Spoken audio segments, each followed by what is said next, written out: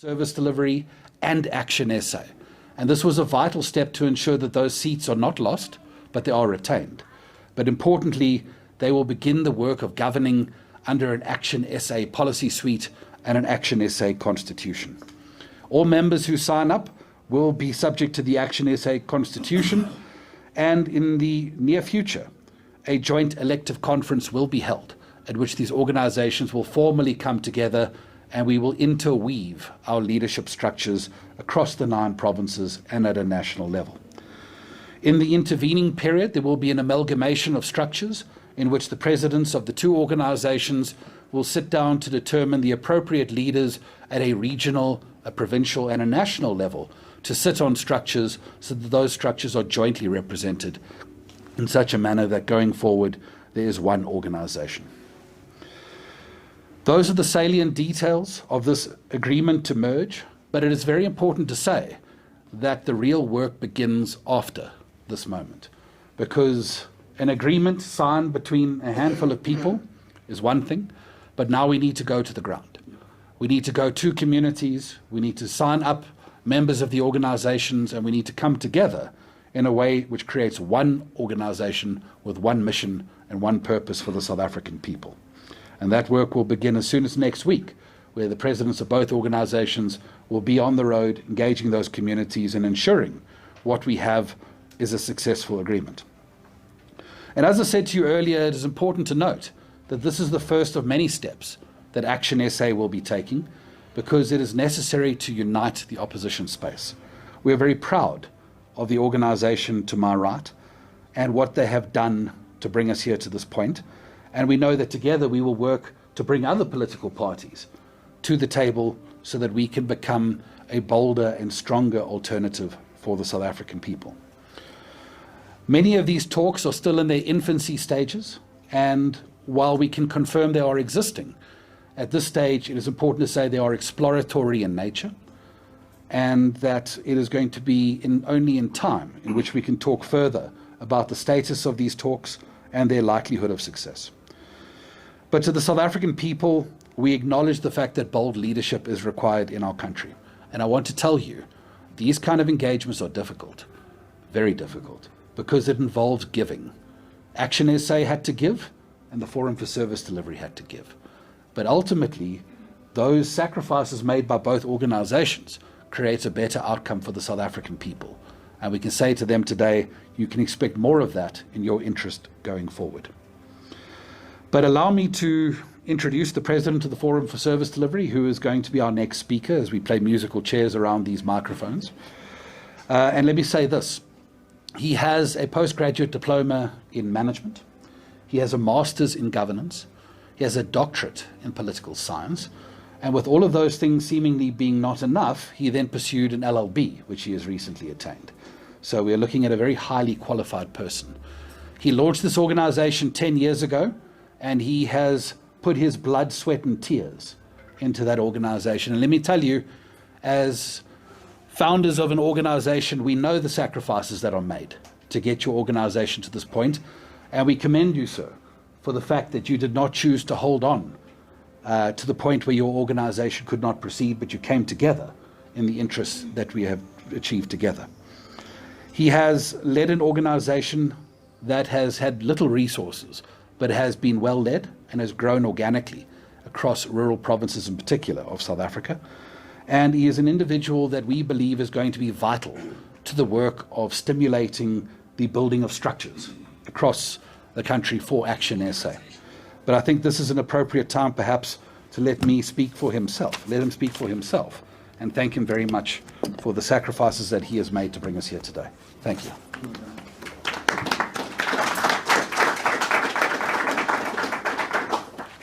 Thank you.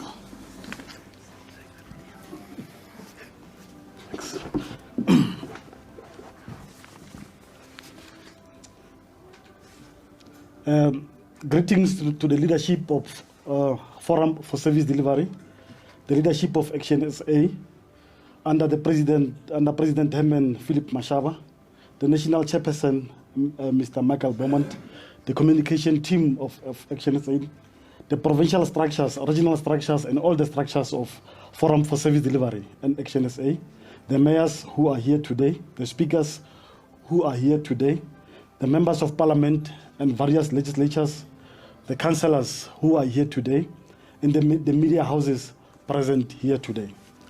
Dr. Mbahare Kekana was born in a small village in an area called Khaseabe, now recently falls under Mpumalanga. Among others, I worked as a director for Women's Settlement Department in Northwest Province before I joined politics in full-time basis. Besides politics, I'm a self-confessed education activist, academia with several qualifications from multiple universities and still pursuing other more. The reason why we formed Forum for Service Delivery, among others, was due to the incidents which happened due to the incompetency of ANC regime. The incidents whereby we saw some activists getting brutally killed, incidents where we saw a young citizen lost his life. And we then said, enough is enough. We cannot let their death be in vain.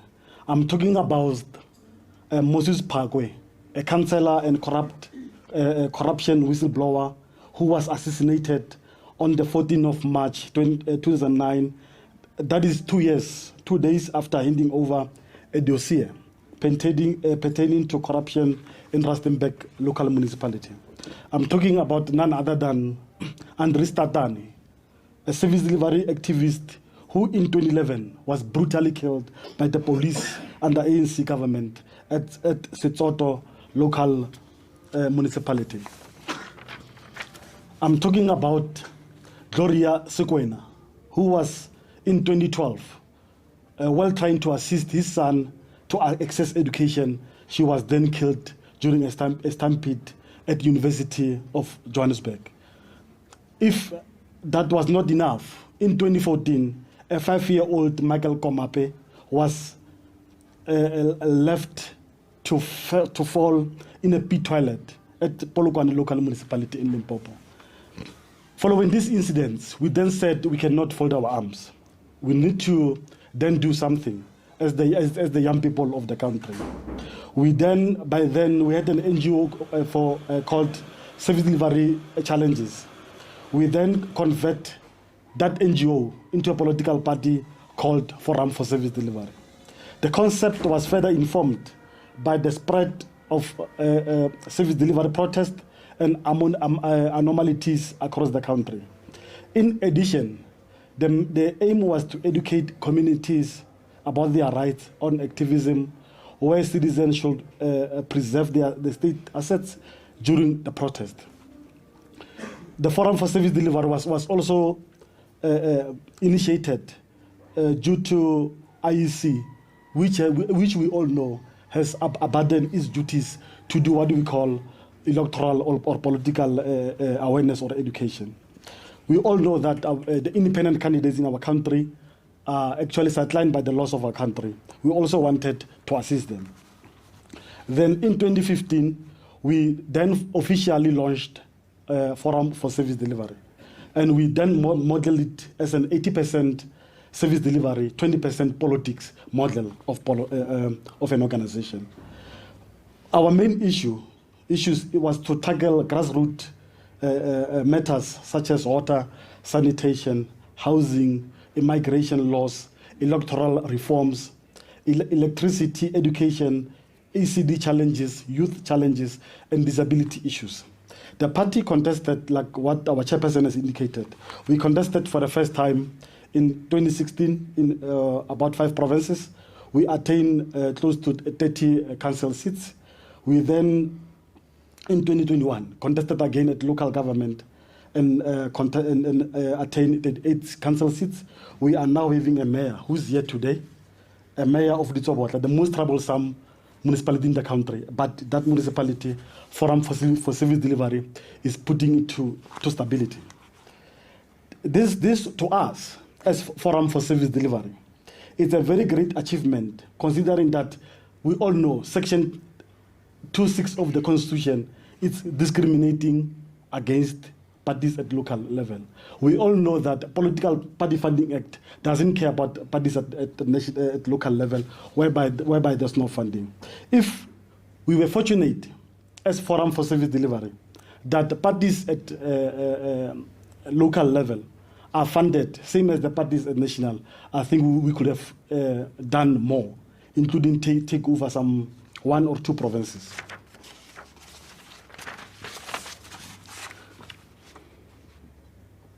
We all know, sitting here, South Africa has not turned out the way we all dreamt it would 30 years into democracy.